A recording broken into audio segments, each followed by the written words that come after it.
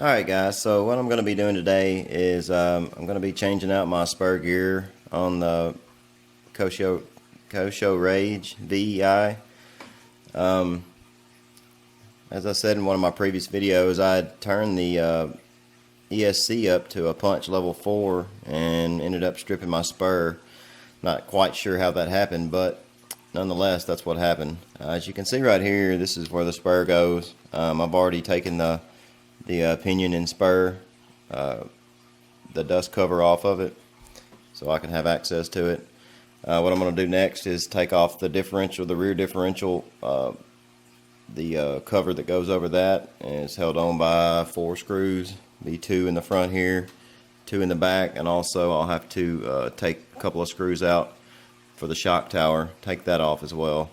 This car is very easy to work on. It's very simple, and it seems like it's very well thought out and designed as well. So I'll be right back once I get this once I get all this taken off.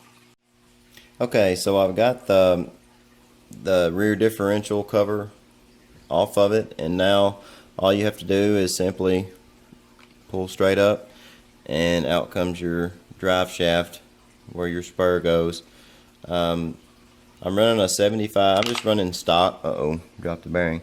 I'm running stock spur, and actually I've just upgraded the I've upsized the pinion. It was running a 23 tooth, 48 pitch 23 tooth pinion, and I've upped that to a 25 tooth, still sticking with the 48 pitch. So I'll be running a 25 tooth pinion and a 75 tooth spur for a ratio of 3 to 1. So as soon as I get the spur, just a second, I will be right back, and I'm going to show you guys how to or how I go about saving the slipper clutch, the slipper pads that go on the sides of the spur. Okay, so as you can see, the spur that I ordered for, these are genuine Kyosho parts. So, and these spurs do not come with these slipper pads. That's what that's what these 2 discs right here grip on. I keep dropping that differential gear, bevel gear. Anyways, these pads go on the side of the spur, and that's what these two plates right here squeeze on with the pressure of this spring, and that's how you adjust your slip, you know, to keep from tearing your drivetrain up. It's what slips in case of anything binds up or whatever. But what I did to save these pads is I took a blow dryer and I heated up the old spur gear, and I heated up right there in that area where the pad goes, and I just took a hobby knife, as you can see, where I cut right down the center of it. And right after I got through heating it up with the hair dryer, I just took and cut right down the center of it on one side, and then just took my knife and slid right up underneath it and just started peeling it up, and it just peeled right off. So now I'll be able to save and reuse these. It doesn't matter that it's cut, because those discs are going to be squeezing in on it the whole time anyway, so that won't matter one bit. But just a little tip there, if you want to save yourself a little bit of money, you can reuse these slipper pads. I'll be right back as soon as I get it installed. Okay, so I have the spur and the slipper clutch assembly all back in the car now. While I had it out, I went ahead and the bevel gears in the back here, you can see them running under there. Let's see if I can lift it up without making a mess. The bevel gears right there.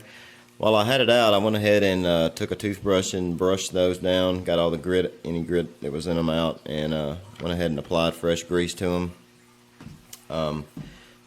That's a good idea to do that. If you ever have your rear differential taken apart, you might as well just take a little extra time and you go ahead and brush them out and clean them up, and then apply. I just used the just a multi-purpose grease, Mystic, that JT6. It's just a multi-purpose grease is what I use on the differentials.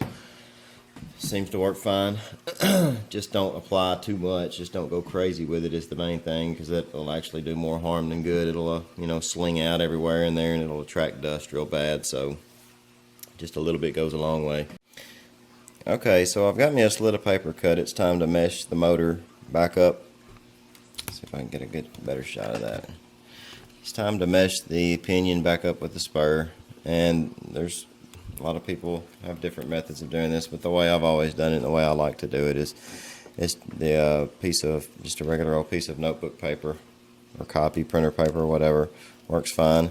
Stick it between the two and then close up your mesh with the paper between it.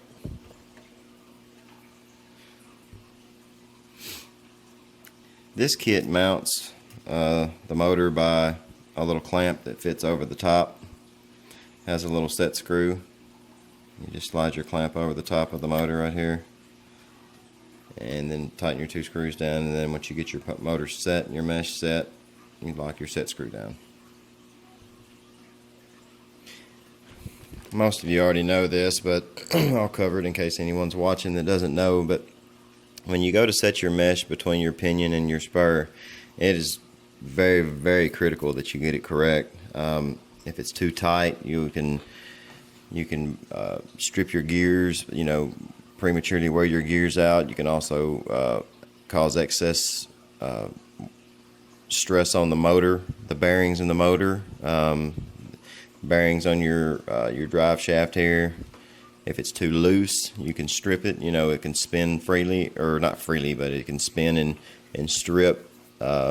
It's just going to perform poorly. It's going to have a lot of backlash in it, and it's just not good to be running either way. It needs to be just right. You want it to where when you turn it, I don't know if you can hear that or not. That's got just very little play. I mean, you can turn it back and forth, and it's got just a little bit of play, not much at all. And that's where that piece of paper comes in. You put that between it, and it will set your mesh just about perfect every time. It's still possible to do it wrong that way. You just have to kind of get a feel for it over time. So, well, all right. So we're got the car back together. No screws left over. That's always a good thing. Anyways, here we go. Let's test it out and see how it does.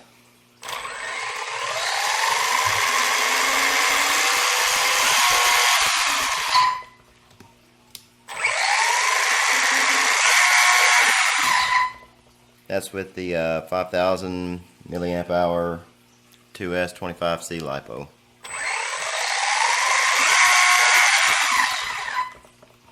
I thank you all for watching. I hope you have a great day. Bye-bye.